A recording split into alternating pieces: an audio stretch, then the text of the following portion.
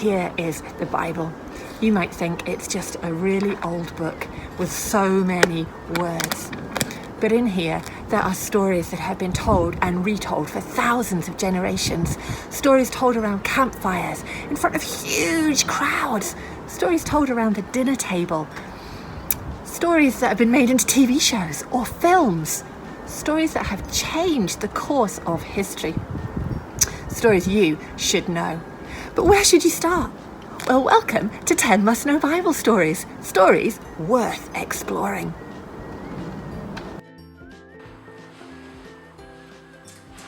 Hi, Dave. Oh, hey, how you doing? Oh, sweet. I'm really hungry. Can I have one, please?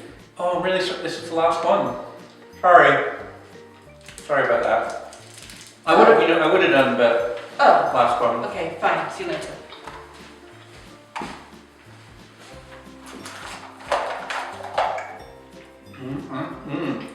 Sweeties, I love you. Dave? You said it was the last one. Yeah. Oh.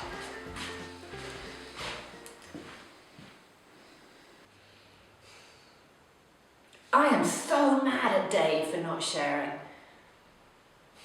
Have you ever been so mad with someone you think you can't be their friend again? Maybe there's somebody at school right now that you're feeling like that about. Somebody's hurt you or done something and, yeah, you just can't imagine talking to them again. You're so cross.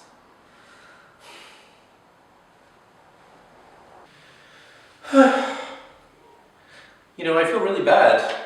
I didn't mean to upset Sue, and I think she's really angry at me, and what if she never forgives me? What if our friendship is over because of that? Oh no. I need to find a way to apologize, but that's difficult, isn't it? I wonder if you can help me. Can you think of any good ways that I could apologize?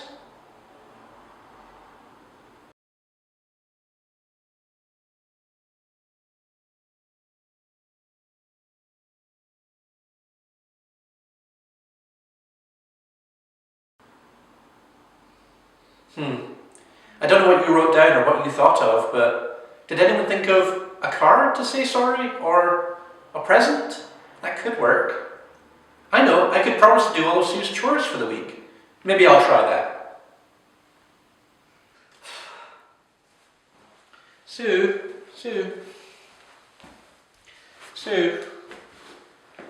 I wanted to say I'm sorry for not getting you some sweets.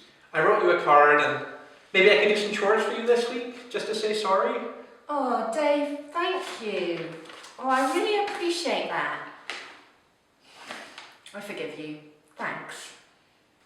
Phew! I'm so glad we're friends again. Me too. I'm never going to do anything to hurt our friendship ever again. Oh, thanks, Dave. You know what? I love this card, and it reminds me of a Bible story that's all about forgiveness. It's a story that Jesus told. It's called a parable. A parabola? A parable. Parakeet? Parable. A pair of flowers. Parable. A parable is a short story that illustrates a moral or spiritual lesson. I get it. A parable is a story with a deeper meaning. Yes, that's right. Jesus made up the story to help us understand something bigger about God. It's a story with a dad and two brothers. This is the parable that Jesus told, the story that he told. It's called the story of the Prodigal Son, or you might call it the story of the two sons. Jesus said there was a man who had two sons, an older son and a younger son. They both worked with him on the family farm. But one day, the younger son decided he didn't want to do that anymore. He wanted to make his own choices and do whatever he fancied doing that day. So he asked his dad, "Can I have my inheritance, please?" That means, "Can I have the money I'm going to get when you die?" Surprisingly, perhaps, because this was a shocking request, the father gave the younger son his share of the inheritance. the younger son got together the money and everything he had and set off for a country far away. And there he spent all his money at parties and on food and drink, and he kept spending and spending it until his money ran out. And just as his money ran out, there was a famine in that far-off land. He had nothing. He had no money and he was hungry. He found a job as a pig farmer. He was miserable. He was feeding the pigs, but no one was feeding him. He dreamt of being back home with his family. He remembered that his dad's servants had lots of lovely food to eat, but he had nothing. He was starving to death. He decided to leave the pigs and go home. He would say to his dad, "I know I was wrong, and I know I'm not worthy to be your son, but maybe I could work for you as a servant." So up he got and headed back home. His dad had been looking for him, and his dad saw him coming. He was filled with love for him. The dad ran to his son, threw his arms around him, and kissed him. The son said, "Dad, I have sinned against you and God. I'm not worthy to be your son." But before he could say, "Please, can I work for you?" his dad had called the servants and said, "Bring the finest robes," and put them on him. Then he said, "Give him sandals and a ring and kill the fattened calf. We must have a celebration, a party. My son was dead, but now is alive. He was lost, but now is found." And they all began to celebrate. The father had forgiven his son and welcomed him back into the family. But what about the older son? He was still at home, still working on the farm, and he was out in the fields. When he came home, he heard the party and the music and the noise, and he asked a servant, "What is going on?" When he was told it was his brother who had come home and his dad was throwing a party, he was furious and he refused to go in. His dad had to come out to speak to him. The older brother said, "I've worked for you for years and you haven't given me a party. But when my brother, who wasted all our money, comes back, you give him a huge party?" His dad said to him, "You have always been with me. Everything I have is yours. But we had to celebrate and have a party because your brother was dead and now he is alive again. He was lost and now he is found." Wow, that's an amazing story, but hang on, I'm a bit confused here. I thought you said that this was to tell us something about God, but it's really just about a father and two sons. No, there really is a deeper meaning. And if this is meant to be a story that teaches us about God, which character do you think represents God in this story?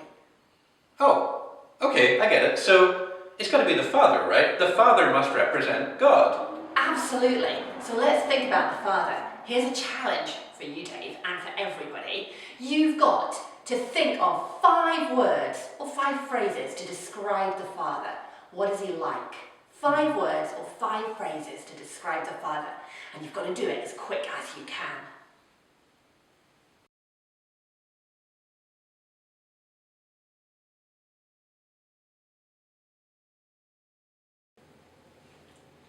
Okay, I think we have our 5. Okay, you start. Okay, I think the father in the story is loving.